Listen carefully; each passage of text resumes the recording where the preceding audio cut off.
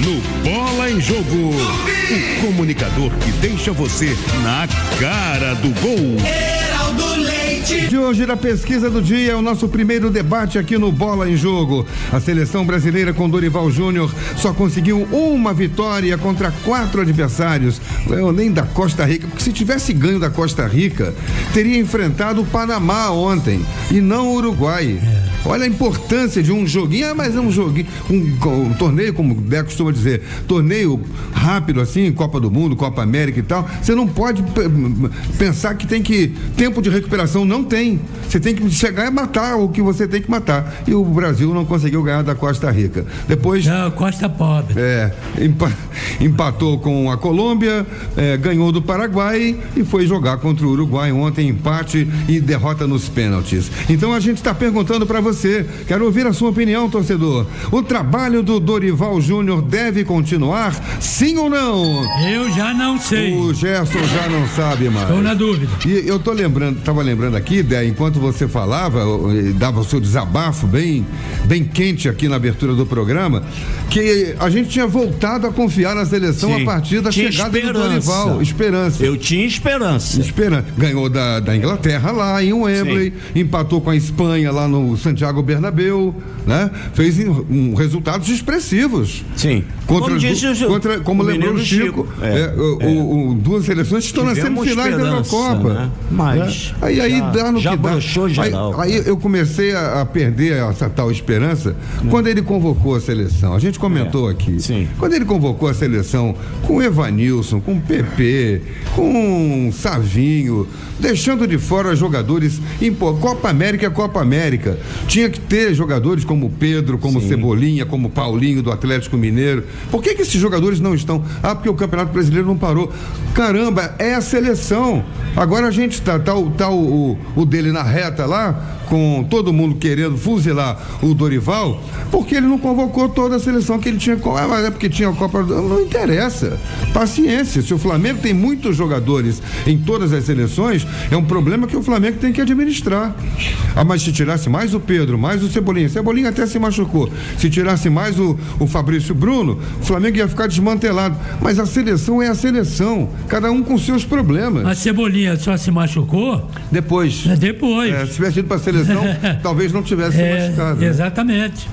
E aí ficou sem um cara por ali, que o Vinícius Júnior tomou o terceiro cartão e não pôde entrar no jogo. Mas Heraldo, se ele tivesse feito isso, o que já é um absurdo, o que a CBF faz com os clubes, porque não paralisar o campeonato, é o único país do mundo que faz isso. E seria um absurdo ainda maior. Aí se eu sou o Flamengo, eu não entro em campo, porra. Tu levou meu time todo, perdi meu time todo e tu vai continuar com o campeonato? Adia os jogos, então, faz qualquer negócio com o jogos. O Flamengo tinha que espernear, o Flamengo tinha que gritar. Porque aí não é justo, não é certo. Mas é cada um com seus problemas. Não, mas o problema maior é da CBF. Assim como é da CBF, o problema é, a gente não pode esquecer disso, eu mesmo esqueci na abertura, o absurdo que foi, a seleção ficou 1 ano e meio sem um diretor de futebol, 1 ano sem um técnico, improvisando o Diniz, dividindo com o Fluminense, à espera do Ancelotti, do sonho encantado do Ancelotti, e ninguém fala nada. Perdeu-se 1 ano de trabalho com a seleção brasileira. Porque eliminatória é mole, leva com o pé nas costas. O último ano antes da Copa do Mundo, que é o importante. Você parece que tá com algum problema de tá surdo, porque a gente fala assim. Bom. O Heraldo tá coberto de razão. A gente já esculachou aqui a direção da CBF. Isso de não parar o brasileiro por causa da Copa América. É uma zona. A CBF devia cuidar única e exclusivamente da seleção brasileira. Não poderia estar cuidando de campeonatos. Aquilo ali é um cabide de emprego do cacete. O orçamento da CBF são bilhões e bilhões e bilhões. São negócios feitos aí, obscuros. E o futebol está sendo usado para isso e ninguém toma uma providência. É uma vergonha, é tipo eleições antigas no Vasco. Porra, quem ganhava não ganhava, perdia. É uma zona. A CBF tinha que ter uma CPI, um troço qualquer, porque tá destruindo o futebol brasileiro. Essa é que é a verdade. Eu não tenho medo de dizer. Eu não estou dizendo o nome de ninguém aqui, porque o negócio é geral. A começar pelo presidente, a começar pelas pessoas que entram e que saem. Aquilo é uma festa, malandro. E o futebol, que se dane. Gilmar, o Dorival chegou com uma outra filosofia. Prometeu na primeira entrevista dele que iria ter um olhar para dentro do Brasil. E hoje convoca jogadores, ele convoca o Beraldo e não convoca o Fabrício Bruno. Por quê? Porque o Beraldo joga lá na... Aí convoca o Bremer. Por quê? Porque joga lá na Europa. E não convoca o Murilo do Palmeiras. Por quê? Porque joga no Brasil. Então, tudo que ele disse que ele ia fazer diferente, passou a fazer igual aos outros. E aí, o nosso futebol... Eu faço uma seleção aqui, só de combinar de Flamengo e Palmeiras, que duvido que perca para essa seleção dele. O Everton, o Wesley, Fabrício Bruno, Murilo e Ayrton Lucas, Alan, Zé Rafael e Gerson, Estevão, Pedro e Cebolinha. Não perde para essa seleção aí. Ô, Heraldo, as críticas ao Dorival, porque você falou, a esperança que a gente tinha no Dorival era do discurso dele. Porque a seleção está um desastre em termos de direção. Essa que é a verdade. Já a entrada do Fernando Diniz, o cara tava maluco ele fazer o que fez na seleção. Mas também os assuntos internos da seleção. Cada hora é um presidente, porra. Cada hora é um que manda. Então não sei quem manda naquele troço ali. E aí o que acontece? Quem paga é o futebol. Porque você, como técnico, você pode escolher os jogadores que você quer, porra. Pro esquema que você vai jogar. Por que você vai jogar com a porrada de baixinho se você não tem um centroavante de repente para ter o plano B? Vai jogar uma bola para dentro da área. Ah, que felicidade, tu tem um Pedro da vida, tu tem um Verratti, tu tem um Haaland da vida, tu tem um Lewandowski, que são centroavante, porra. O futebol tá mudando, Heraldo? Até atendo que em determinados momentos do jogo, jogadores mais rápidos, velozes. Mas me explica uma coisa, jogo contra Costa Rica, porra, com 11 dentro da área. Tu vai ficar com aqueles baixinhos ali, cara? E tentando entrar no meio deles ali, driblando. O Savinho queria driblar 5 jogadores em fila. O Danilo não joga de lateral há mais de 4 anos, que ele é zagueiro, porra. Eu concordo com você que o Flamengo tinha que entrar, a CBF, o Dorival tinha que convocar os jogadores do Flamengo e do Palmeiras, sim, e o Flamengo e o Palmeiras, talvez, quem mais, o Atlético, tinha que entrar na justiça e dizer, não jogo. Joga o problema pra cima da CBF. Aí tudo bem. Joga o problema pra cima da CBF. Não jogo. Me perdi o time inteiro. 4 para a seleção brasileira e 5 para as outras seleções. São 9 jogadores. Seleção não joga, combinado. Não joga, entra na justiça e não joga. Você então, tem que ter base de um time e de repente o outro. Como era Botafogo e Santos, que era a base de todas as nossas grandes seleções. Você pega o melhor time e vai ali e monta. Agora não pode não, Heraldo. Sabe por quê? Porque tem que convocar A, B ou C. Os esquemas, os negócios que sempre existiram. E lamento, Dorival. Lamento, cara. Mas brochura geral, me decepcionei muito com você, porque você tá igualzinho os outros anteriores. Eu chamo a atenção só para 2 coisas. Reforçando o teu discurso. O Brasil empatou com a Alemanha, com a Colômbia, e os 3 jogadores que compõem o meio-campo da Alemanha jogam no Brasil. Jogam no Brasil. Da Colômbia, jogam no Brasil. O Richard Rios, que era do Flamengo, tá no Palmeiras. O James Rodrigues do São Paulo. E o Arias do Fluminense. E o Arias do Fluminense. 3. E jogam aqui. E a outra questão que eu tento entrar na cabeça do Dorival é a seguinte, que ele procurou nessa Copa América usar a base do jogador, o que ele tinha ali, que jogou a última Copa do Mundo. Então o Brasil entrou nos 2 últimos jogos com 9 jogadores que estiveram na última Copa do Mundo. Ele tentou partir, acredito eu, tá? Eu não tenho essa informação, mas olhando, tá muito claro. Ele tentou partir... Como se a gente tivesse feito uma baita Copa do Mundo lá no Catar. Ele tentou partir da questão armada pelo Tite, pela herança deixada pelo Tite. E se tivesse o Neymar, ele botaria também. Uma renovação. Agora, eu acho que tem coisas profundas pra gente discutir, que, por exemplo, assim, eu, por exemplo, me decepcionei muito com as atuações do Vinícius Júnior. Todo mundo. Me decepcionei muito, não só tecnicamente, o próprio comportamento dele. A suspensão dele, o cartão que tirou. Aquele cartão. Um cartão bobo. 6 minutos de jogo. O cara que é a referência da seleção brasileira, entendeu? Que tá ali brigando pra ser o melhor do mundo, que tem futebol pra jogar. Sabia que tava pendurado. Mas tem um detalhe nisso tudo aí. Fala, Gerson. Eles não são responsáveis. Não são irresponsáveis? Não, responsáveis. Responsáveis. Responsável é quem colocou ele fazendo esse negócio todos os jogos. Ele está reclamando de todo mundo. Quando não tem ninguém para reclamar, ele vai discutir com o treinador adversário. Vinícius. Paquetá, a mesma coisa. Como o Neymar fazia. E diz que está dando conselho a eles. Dito numa entrevista. Muito bem. Então, está explicado. Está explicado. Então, o que acontece? O meio do campo. Eu vou me basear no meio do campo. Porque eu ainda acho que o ataque da seleção brasileira é muito bom. Rafinha, Rodrigo e Vinícius. É muito bom. Agora, concordo com você. O Pedro poderia ir. O Cebolinha poderia ir. E iria continuar com um ataque, super ataque. Me baseio no meio do campo. Meio do campo da seleção brasileira não jogou. Então, qualquer um de frente vai morrer lá na frente. Não tem armador, o time não como tem. Você estava falando. E os armadores, não sabe jogar, que é o João Gomes, não sabe jogar no meio do campo. É trombador. Roubador de bola aqui atrás. Exatamente. E o outro, que é muito bom, que é o Paquetá, que poderia fazer isso, entrou para dar pontapé. Não é de hoje. Desde o primeiro jogo. Tá lá para ser suspenso. Exatamente. Então, alguém tem que dizer para ele: olha aqui, vamos jogar, cara. Você sabe jogar. Larga para dar pontapé, né?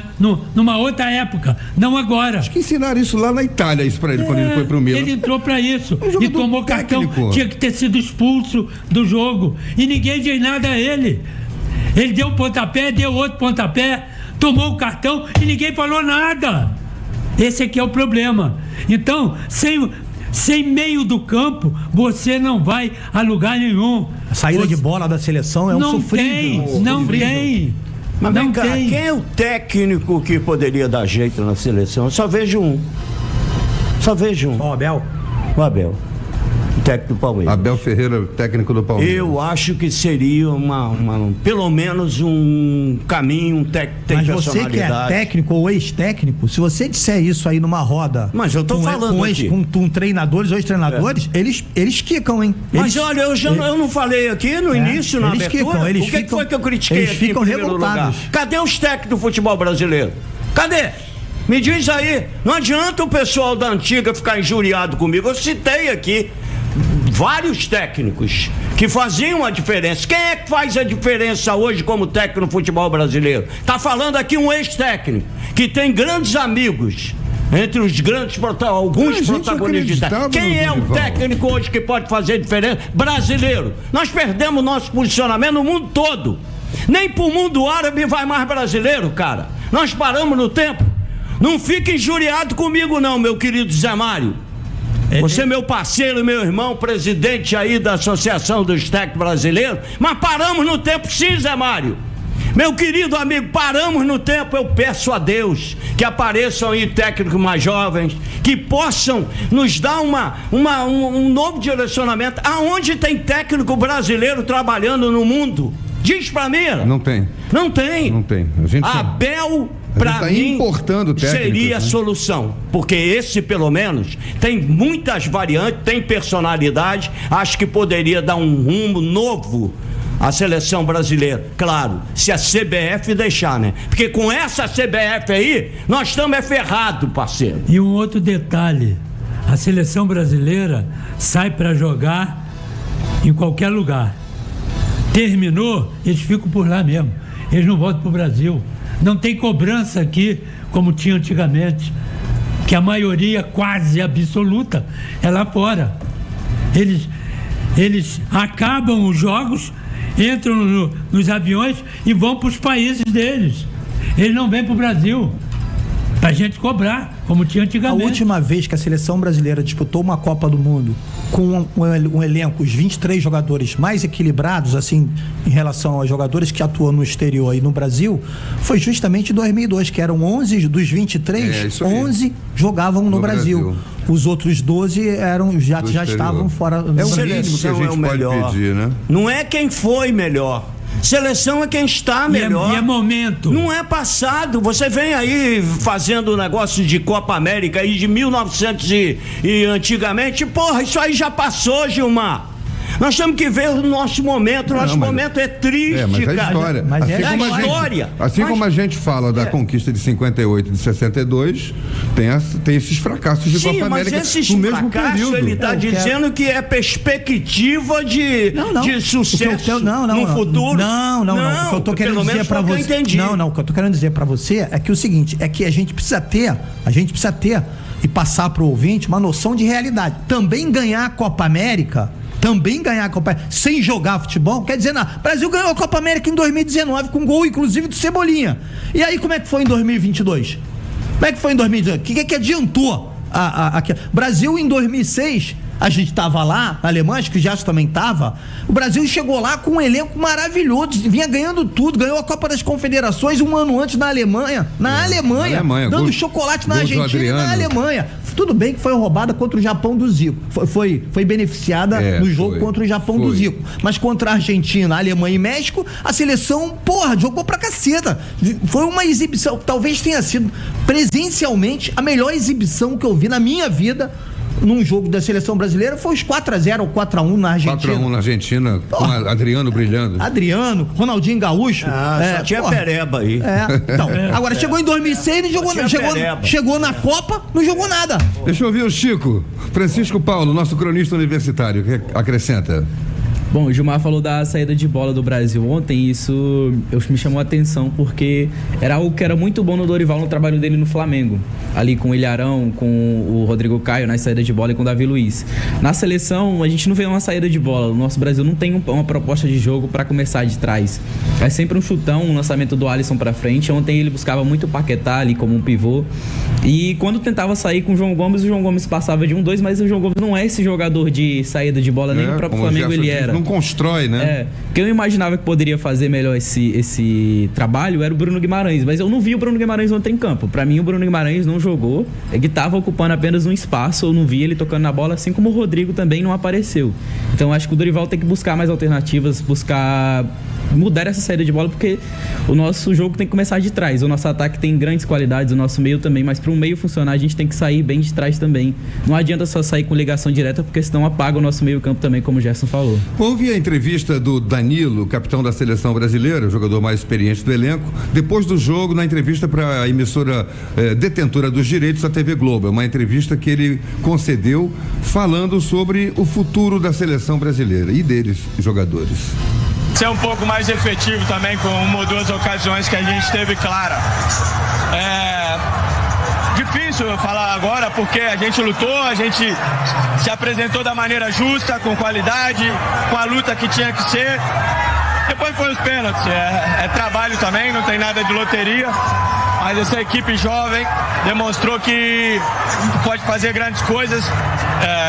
Só espero que o pessoal tenha um pouco de paciência. É justo que faz muito tempo que o Brasil não ganha algo, mas tenha paciência com esses jovens. Não digo comigo, eu não sei ainda quanto tempo eu tenho a seleção, nem sei se tenho mais tempo, mas para mim foi uma honra enorme poder estar com um grupo desse, onde teve muito trabalho, muito profissionalismo, muita entrega. Como eu disse, espero que exista assim a cobrança, um pouco de paciência, porque a molecada, o Endrick, o Savinho, eles precisam, porque é gente de qualidade, precisa ter um suporte. Bom, tá, ele praticamente se despede, né, da seleção, falando sobre o tempo dele ter acabado. Ele não tinha nem que estar lá, pra se despedir. Já devia ter acabado em 2022, mas... Não é culpa dele não, tem uma história bonita como jogador. O problema, Heraldo, é que ele joga de zagueiro, já vai fazer quase 5 anos. E aí ele é convocado para vir para jogar como lateral direito, com um menino lá, o tal de Ian Couto. Na reserva o tempo todo, jogou uma vez sequer, que é um menino. Se é para apostar em jovens, por que não o Wesley do Flamengo? Sim, aposta nos jovens, dá a cancha, a oportunidade. Não é culpa do o mais experiente, Mike do Palmeiras. Contrário. A gente tem jogador aqui. No mínimo é do mesmo nível. Ou um pouco melhor, precisando só de oportunidade. E não tendo oportunidade, evidentemente que ninguém consegue mostrar mais nada. Bom, esse é o nosso tema de hoje da pesquisa do dia, para a participação dos nossos ouvintes, e a nossa reportagem já está nas ruas do Rio. O repórter Thalisson Martins, jornalismo da Tupi, ouvindo o povo sobre o tema de hoje da pesquisa do dia. Boa tarde, Thalisson. Boa tarde para você, meu amigo Heraldo Leite. Estamos nas ruas do Rio, após a eliminação da seleção brasileira na Copa América diante do Uruguai nos pênaltis, para repercutir essa eliminação precoce e também o seguinte, a pergunta que não quer calar: Dorival Júnior deve ser mantido como técnico da seleção brasileira? Tô aqui com um torcedor do glorioso, feliz da vida, Botafogo, muito bem nos últimos anos também, continua esse ano, tá sorrindo aqui de orelha a orelha. Desejar para ele aqui boa tarde. Tudo bom, meu amigo? Qual é o seu nome? Rinaldo, João Pessoa, na Paraíba. Olha, veio de longe para assistir o glorioso hoje, não é isso? Vamos ganhar do Atlético Mineiro, Deus quiser. É isso aí, tá todo trajado aqui, ó, boné do Botafogo, camisa da Unafogo, é isso? Uraúna da Paraíba, é isso? Isso, Paraíba, 500 quilômetros da capital. Opa, veio de quê? Veio de avião. Aí é mais rápido, é mais tranquilo, né? Deixa eu fazer uma pergunta, seleção brasileira, Dorival Júnior deve ser mantido como técnico ou o senhor tem alguma sugestão aí? Rapaz, a seleção brasileira tá passando por crise já faz muito tempo. É a má administração da CBF, que é péssima. Aí vem acarretando isso. A seleção brasileira, primeiro os caras jogavam por amor, hoje é dinheiro. E pode botar técnico, mudar técnico, entrar técnico, não vai resolver não. O Dorival é mais um também que não tá com essa bola toda não. Podia ser o técnico, que eu nem queria, mas é o técnico do Palmeiras. Ah, é? Quem é? O Abel? O Abel. Se ele é bom pra ajeitar ali a casa? Eu acho que sim. Infelizmente ele é do Palmeiras. Agora deixa eu fazer uma pergunta. Alguém do Botafogo merecia estar jogando na seleção brasileira? Marlon, Júnior Santos, Luiz Henrique, quando estiver bem, merece também. Mas aí se levar os caras vai desfocar o fogão, como é que fica? Não, mas aí não tem aquele período da FIFA que fica sem jogar, uns dias afastados sem ter jogo do Campeonato Brasileiro. Então o senhor acha que tem que haver uma mudança de técnico, mas mesmo assim talvez não dê muito certo, é isso? Eu acho que sim, porque o futebol brasileiro hoje está uma brincadeira. Beleza, muito obrigado. É isso, Heraldo. Daqui a pouco eu volto mais com a opinião da galera. Muito bem, Thalisson. Você vê até o povo em comum, mais humilde, veio lá do interior, lá da Paraíba, para ver o Botafogo jogar. Sabe que pode convocar o jogador do time dele sim, ele vai ficar feliz, vai torcer. Agora tem jogador do meu time na seleção, porque o time dele não vai ser prejudicado se o calendário for decente. João Michel Cury, meu cardiologista, já mandou mensagem aqui pra mim. O que faltou, o Júnior Santos nesse ataque. Júnior Santos. E sem jogador de Botafogo na seleção. Mas não ri, não. O nosso ouvinte já botou Júnior Santos, Marlon Freitas e Luiz Henrique. Futebol é momento, cara. O Júnior Santos, na época da convocação, ele era o melhor atacante no futebol brasileiro na atualidade. Se ia jogar ou não, tipo Pedro, é uma alternativa, é uma opção. Mas não, sempre convocando os mesmos, né? Então, eu fiz aqui um combinado Flamengo e Palmeiras, né? Aí você pode, vai botando, ó, Paulinho do Atlético Mineiro, não tinha que estar lá? Tinha. Murilo já botei. Júnior Santos do Botafogo, o momento dele é bom, merece seleção, futebol não é momento? Então, mas ele talvez não vá ser a Copa do Mundo. A Copa do Mundo é daqui a 2 anos e meio. Cauli do Bahia. Olha um jovem aparecendo aí, né? O Bahia está onde está fazendo o trabalho que está fazendo. Enfim. Rogério Ceni, seleção brasileira, pode pensar? Eu preferi o Abel. O Rogério Ceni é um técnico também jovem. Prefere o Abel. O Rogério Ceni é um técnico jovem. Tá lá fazendo o trabalhinho dele no Bahia, botando o modesto Bahia lá em cima. Eu não me surpreenderia se essa seleção na Copa do Mundo acabasse nas mãos do Tite novamente.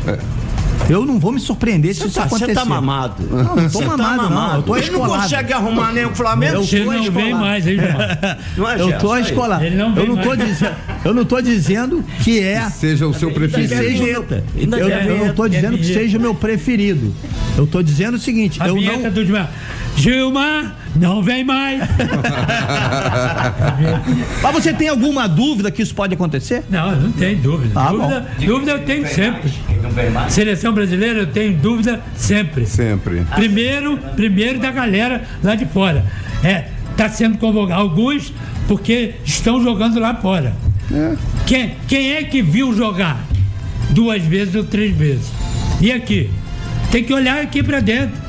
Porque como o Heraldo colocou aí, tem jogador dessa seleção que o Heraldo colocou aí, que é melhor do que o que tá lá. Só que o olhar é lá da Europa, não é pra cá. E aí passa essa vergonha que nós estamos passando aí. Os caras não jogam nada. Ô Gerson, agora eu vou falar pra você com sinceridade. Em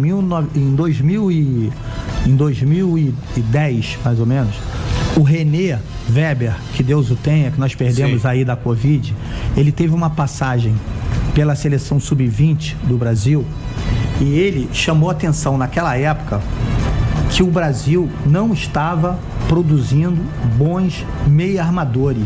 O 8 e o 10, jogadores talentosos que armassem os jogos. Bom, tudo bem, o tempo foi passando, foi comprovando. Aí surgiu a tese que com a nova formatação tática, os clubes, os treinadores, principalmente os europeus, estavam já abrindo mão desse meia e colocando os laterais para fazerem papéis de alas e abrindo vaga para mais atacantes.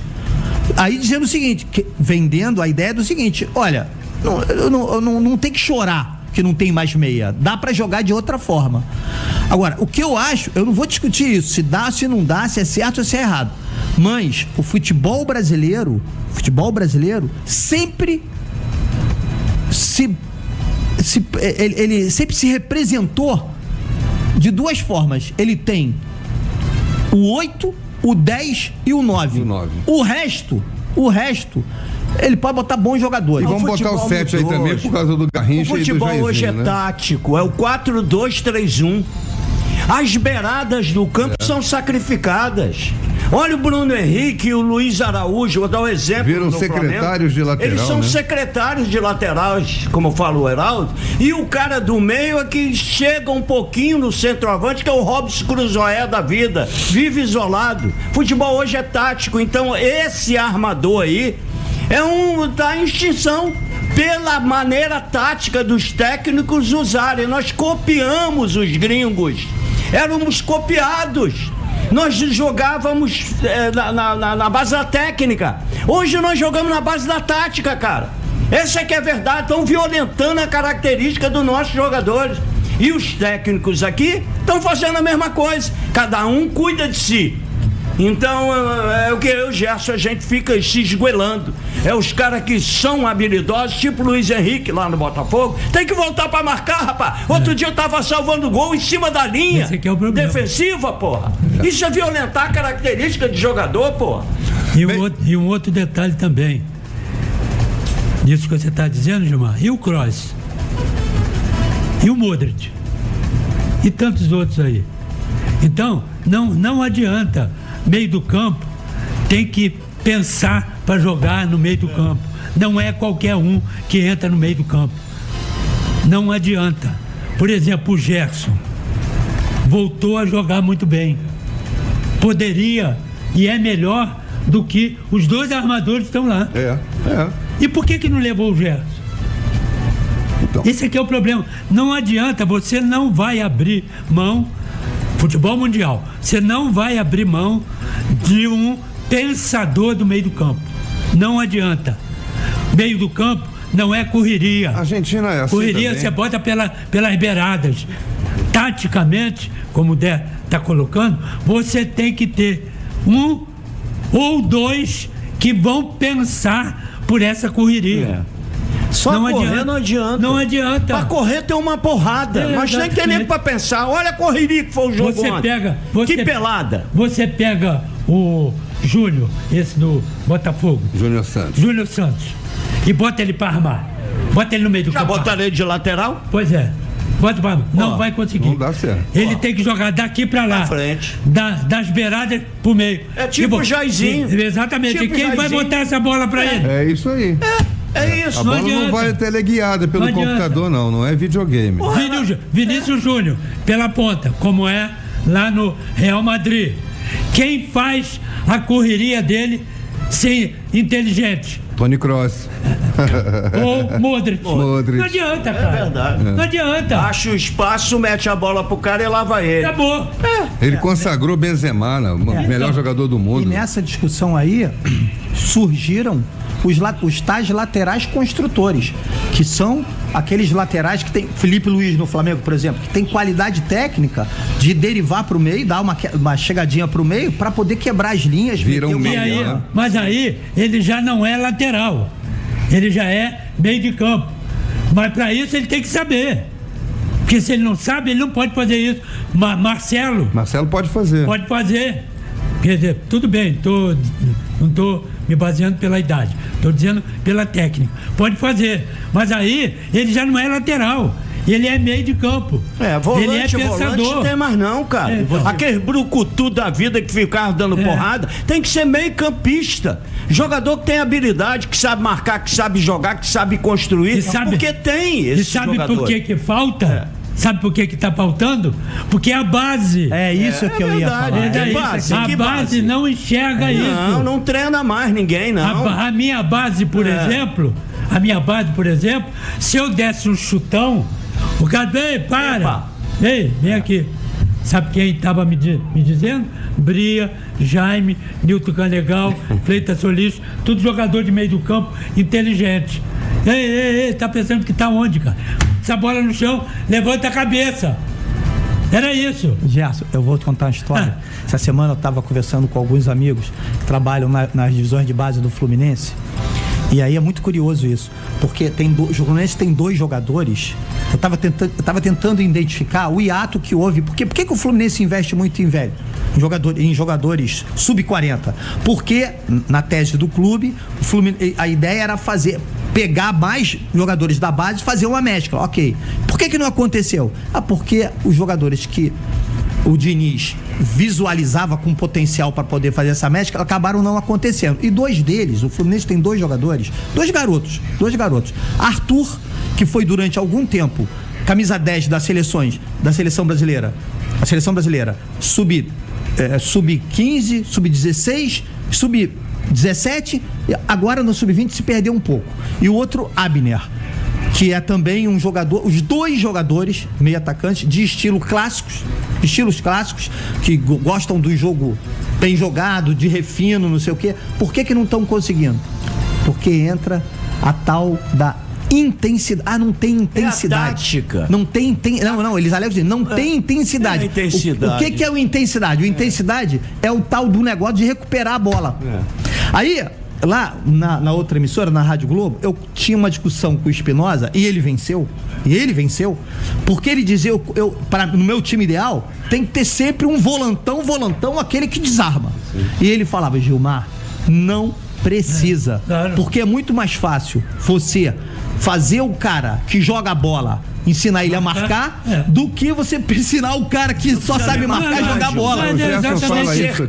Voltar atrás da linha da bola. Você cerca. Didi, meu mestre, foi um dos melhores, se não o melhor. Claro. Didi fazia o quê? Marcava quem? Mas só que ele ficava no lugar. Estava sempre bem posicionado. Exatamente, é o posicionamento. Claro. Por isso é que na base tem que ser ensinado isso. Agora, aí vem, o que faz o João Gomes? Só isso. Trombada, carrinho, passa por cima dos caras, aí a bola no pé dele, caiu no pé dele, o que ele faz? Joga pro lado e joga pra trás. Isso pra mim não é jogador de meio de campo. Diminuiu, Gerson, os campos diminuíram, os jogadores viraram super atletas. Olha o campo que o Brasil jogou ontem, facilita, meu amigo, não perdeu o respeito, Gilmar, perdeu o respeito, Heraldo. Você viu, o time do Uruguai marcando o Brasil em cima. saindo pro jogo, todo início de jogo, em cima. Construíram nada. Se alguém merecia vencer o jogo ontem, era o Uruguai. Mas tem respeito. Você acha que o Uruguai, tem mais respeito? Jogador por jogador, os jogadores do Uruguai são melhores. Melhores. Pelo menos é um time mais armado. O Brasil não tem um jogador como o Valverde no meio do campo, como o Uruguai tem?